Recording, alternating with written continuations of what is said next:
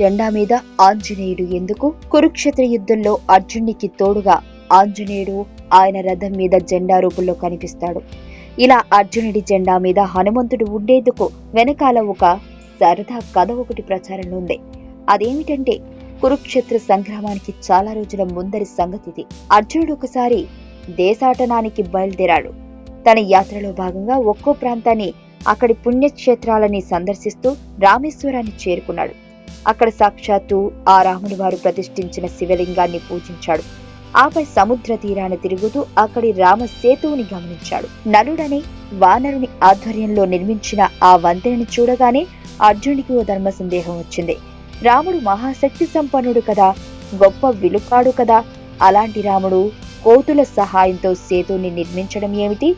తానే స్వయంగా బాణాలతో ఓ దృఢమైన వంతెనని నిర్మించవచ్చు కదా అన్నదే ఆ సందేహం. అర్జునుడి మనసులో ఇలా సందేహం మెదిలిందో లేదో, అక్కడ రాముని ధ్యానంలో ఉన్న హనుమంతుడు వారికి విషయం చేరిపోయింది. వెంటనే ఒక సాధారణ వానరులాగా అర్జునుడి దగ్గరకు చేరుకుని, మీరు ఏదో సమస్యతో బాధపడుతున్నట్లున్నారు, ఏమిటి ఈ విషయం అని అడిగాడు. దానికి అర్జునుడు తన మనసులో సందేహాన్ని ఆ వానరం ముందు నిలిపాడు. రాముల వారు బాణాలతో సేతువుని నిర్మించలేకేమీ కాదు, కాకపోతే కోట్ల కోడిది వానరులు ఆ వంతెన మీదుగా ప్రయాణించాలంటే రాళ్లతో నిర్మించే సేతువే సురక్షితం. అందుకని వానరులతో వంతెనను నిర్మింపజేశారు అని బదులిచ్చాడు హనుమంతుడు. వానరు రూపంలోని హనుమంతుడు చెప్పిన జవాబు అర్జునికి సంతృప్తిగా తోచలేదు. ఏదైనా సరే, రాముల వారు బాణాలతోనే వారధిని నిర్మించుండాల్సింది అంటూ వాదనకు దిగాడు. క్రమేపీ మాట పెరిగింది. ధర్మ సందేహం కాస్త గొడవకు దారితీసింది. చివరికి హనుమంతుడికి కోపం వచ్చి, సరే, రాముల వారి సంగతి అలా ఉంచు, నువ్వు గొప్ప విలుకాడువని నీ నమ్మకం కదా, సాక్షాత్తు ఆ రాముల వారిని అనుమానిస్తున్నావు కదా, మరి బాణాలతో నువ్వు వంతెన కట్టి చూడు, ఆ వంతెన మీద నేను నడుస్తాను, నా బరువుకి తట్టుకుని ఆ వంతెన నిలిస్తే సరే, లేకపోతే నీ ఓటమిని ఒప్పుకుంటావా అని అడిగాడు. హనుమంతుని సవాలుతో అర్జునుడికి పట్టుదల చెలరేగింది. నీ ధాటికి నేను నిర్మించే వంతెన గనక కూలిపోతే ఓటమిని అంగీకరించడమే కాదు, ఇక్కడికిక్కడే అగ్నిగుండంలో ప్రాణత్యాగం చేస్తానని శపథం చేశాడు. ఇంకేం, రసవత్తరమైన పోటీకి రంగం సిద్ధమైంది. అర్జునుడు తన విలువిద్యనంతా ప్రదర్శించి అద్భుతమైన ఓ సరవంతెనను నిర్మించాడు. కానీ ఏం లాభం? రామనామం చేస్తూ హనుమంతుడు దాని మీద ఒక్క అడుగు వేశాడో లేదో, వంతెన కాస్త తునాతునకలు అయిపోయింది. ఆ ధాటికి విస్తుపోవడం అర్జునుడి వంతైంది. దాంతో తన ఓటమిని ఒప్పుకోవడంతో పాటు అగ్నిగుండంలోకి దూకి ప్రాణాలను త్యాగం చేసుకునేందుకు సిద్ధపడ్డాడు. ఇంతలో ఎక్కడి నుంచో ఓ బ్రాహ్మణుడు వారిని సమీపించాడు.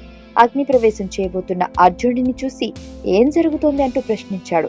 ఆ బ్రాహ్మణుడి ముఖవచ్చస్సు చూసి హనుమంతుడు, అర్జునుడు ఇద్దరు కూడా ఆశ్చర్యపోయారు. ఆపై జరిగినదంతా పూసగుచ్చినట్లు వివరించారు. అంతా బాగానే ఉంది, కానీ న్యాయ నిర్ణేత లేకుండా పోటీ అనర్హం కదా, అందుకని మీరు మరోసారి మీ పోటీ సాగించండి, ఈసారి నేను సాక్షిగా వ్యవహరిస్తాను, ఎలాంటి పక్షపాతానికి ఆస్కారం లేకుండా చూస్తాను అన్నాడు బ్రాహ్మణుడు. బ్రాహ్మణి మాటలు కూడా సబబుగానే తోచాయి. వెంటనే మరోసారి పోటీకి సిద్ధమయ్యారు.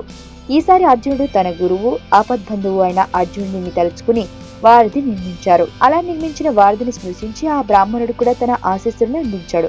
ఇదంతా చిరునవ్వుతో గమనిస్తున్న హనుమంతుడు ఆ వారధిని కూలగొట్టేందుకు దాని మీద ఎక్కాడు. విచిత్రం, ఈసారి వారధి హనుమంతుని బరువుని తట్టుకుని నిలబడింది. అతను ఎన్ని కుప్పిగంతులు వేసినా అది కించిత్తైనా కదలనే లేదు. అది చూసి హనుమంతునికి అర్జునికి కూడా ఏదో అద్భుతం తోడయిందన్న విషయం అర్థమైంది. తమ ముందున్న బ్రాహ్మణుడు సామాన్యుడు కాడని, సాక్షాత్తు ఆ శ్రీకృష్ణ పరమాత్ముడని బోధపడింది. అహంకారానికి లోనై తాము పనికిరాని పంతాన్ని పట్టామని ఇద్దరికి అర్థమైంది. వారికి ఆ జ్ఞానోదయం కలిగించడం కోసమే శ్రీకృష్ణుడు తన నిజ రూపంలో వారి ముందు సాక్షాత్కరించాడు. రాముని అవతారంలో తనని సేవించిన హనుమంతుని, కృష్ణుని అవతారంలో తోడుగా నిలిచిన అర్జునుడిని కలిపాడు. అలా చిగురించిన స్నేహంతోనే అర్జునుడి జెండా మీద ఆంజనేయుడు కొలువైనాడని అంటారు. ప్రపంచంలో ఉండే వింతలు మరియు విచిత్రమైన ప్రదేశాలు, టూరిస్ట్ ప్లేసెస్ మరియు క్రీడా విశేషాల గురించి చూడండి Telugu time pass TV YouTube channel. మరిన్ని విశేషాల కొరకు తప్పక సబ్స్క్రైబ్ చేసుకోండి.